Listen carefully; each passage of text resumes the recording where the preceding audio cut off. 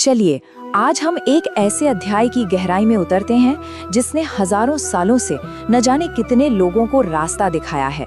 हम बात कर रहे हैं भगवद गीता के दूसरे अध्याय की। ये बस एक उपदेश नहीं बल्कि जिंदगी के सबसे बड़े सवालों से सीधी टक्कर है। एक सवाल से शुरुआत करते हैं। जरा सोचिए, क्या होता है जब कर्तव्य यानी धर्म कुछ ऐसा करने को कहे जिसके लिए दिल गवाही न दे। ये एक ऐसी कश्मकश है जिससे हम सब कभी न कभी गुजरते हैं।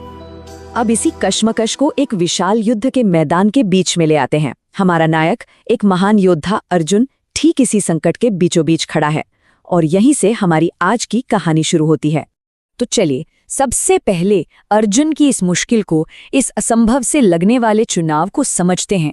ये एक ऐसी दुविधा है जो किसी की भी रूह कंपा दे। तो आखिर अर्जुन की परेशानी है क्या? देखिए, उसे उन लोगों से लड़ना है जिन्हें वो अपना कहता है, उसके ताऊ चाचा, भाई बंधु, गुरु। इस ख्याल से ही उसका दिल दुख और करुणा से भर जाता है। वो अपना धनुष नीचे रख देता है और कहता है, मैं नहीं लड़ूंगा। उसे लगता है कि ऐसी जीत का क्या फायदा जिसमें सिर्फ पाप और दुख ही हासिल हो। और इसी गहरी निराशा और कंफ्यूजन के पल में अर्जुन अपने दोस्त और सारथी भगवान कृष्ण की तरफ मुड़ता है। वो एक शिष्य बनकर उनसे रास्ता दिखाने को कहता है और बस यहीं से दुनिया के सबसे गहरे आध्यात्मिक संवादों में से एक शुरू हो जाता है। कृष्ण का पहला जवाब अर्जुन के दुख की जड़ पर ही चोट करता है। मौत का डर और अपनों को खोने का गम, वो जीवन और मृत्यु को देखने का हमारा नजरिया ही पूरी तरह बदल देते हैं। तो कृष्ण की सबसे पहली और सबसे बड़ी बात क्या है? वो कहते हैं कि जिसे हम मैं समझते हैं, ये शरीर, ये तो बस एक जरिया है। असली मैं तो वो है जो इसके अंदर है, आत्मा, जिसे आत्मन भी कहते हैं। और ये आत्मा अमर है, ना ये कभी पैदा होती है ना कभी मरती है। ये हमेशा थी, हमेशा है और हमेशा रहेगी। ये स्लाइड इस फर्क को बहुत साफ साफ दिखाती है। देखिए, एक तरफ है शरीर जो अस्थायी है, बचपन से बुढ़ापे तक बदलता है और एक दिन खत्म हो जाता है। लेकिन दूसरी तरफ है आत्मा जो शाश्वत है, अविनाशी है और जिसमें कोई बदलाव नहीं आता। इस आइडिया को समझाने के लिए कृष्ण एक बहुत ही खूबसूरत मिसाल देते हैं। वो कहते हैं कि मृत्यु बस कपड़े बदलने जैसी है।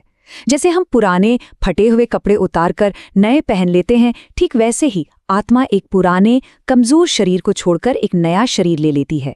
मतलब मृत्यु अंत नहीं है, सिर्फ एक बदलाव है। अच्छा, अर्जुन की एक चिंता तो थी दुख की, पर उसकी एक और बड़ी चिंता थी पाप का डर, कि युद्ध करने का जो कर्म है उसका बुरा फल मिलेगा। तो अब कृष्ण कर्म यानी एक्शन के सिद्धांत पर आते हैं और एक बिल्कुल नया आइडिया सामने रखते हैं। ये बहुत दिलचस्प बात है। कृष्ण अर्जुन से ये नहीं कहते कि तुम सब छोड़कर भाग जाओ, नहीं। वो कहते हैं कि प्रॉब्लम कर्म करने में नहीं है बल्कि कर्म करने के तरीके में है। और वो एक नया तरीका सिखाते हैं जिसे कहते हैं कर्म योग, बिना किसी अटैचमेंट के कर्म करने का योग। तो ये कर्म योग है क्या असल में? इसके 3 आसान स्टेप्स हैं। पहला, अपना धर्म पहचानो। एक योद्धा होने के नाते अर्जुन का धर्म है अन्याय के खिलाफ लड़ना। दूसरा, जो भी कर्तव्य है उसे अपनी पूरी ताकत और हुनर से करो। और तीसरा, जो सबसे जरूरी है, नतीजे से खुद को अलग कर लो। हार होगी या जीत, इसकी चिंता मत करो। ये एक श्लोक तो मानो पूरी गीता का निचोड़ है। कृष्ण साफ साफ कहते हैं कि हमारा अधिकार सिर्फ और सिर्फ अपना काम करने पर है। उसका नतीजा क्या होगा, ये हमारे हाथ में नहीं है। जब हम इस सच को मान लेते हैं तो हम हर तरह की चिंता से आजाद होकर अपना काम कर पाते हैं।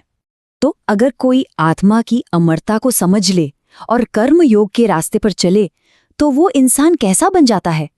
कृष्ण एक ऐसे आदर्श इंसान की तस्वीर दिखाते हैं जिसे वो स्थित प्रज्ञ कहते हैं।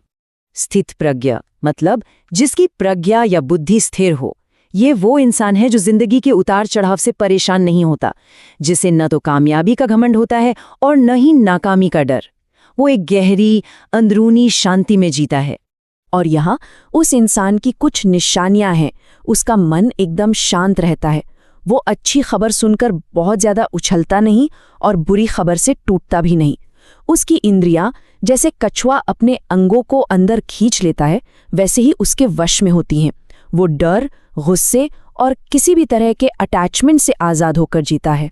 तो हजारों साल पुराना ये ज्ञान आज की हमारी इस भागदौड़ वाली जिंदगी के लिए क्या मायने रखता है? चलिए इसे खत्म करते हुए कुछ आज के सवालों पर गौर करते हैं। इस पूरे अध्याय का निचोड़ ये है, सच्ची समझदारी जिंदगी की मुश्किलों से भागने में नहीं, बल्कि अपने कर्तव्य को सही सोच के साथ पूरा करने में है। और सही सोच का मतलब है फल पर से अपने अहंकार का दावा हटा लेना, बस अपना बेस्ट देना और आगे बढ़ना। और ये हमें हमारे आज के आखिरी सवाल पर ले आता है। अर्जुन का युद्ध क्षेत्र कुरुक्षेत्र था। हम सबका अपना अपना कुरुक्षेत्र है, हमारा ऑफिस, हमारा घर, हमारे रिश्ते।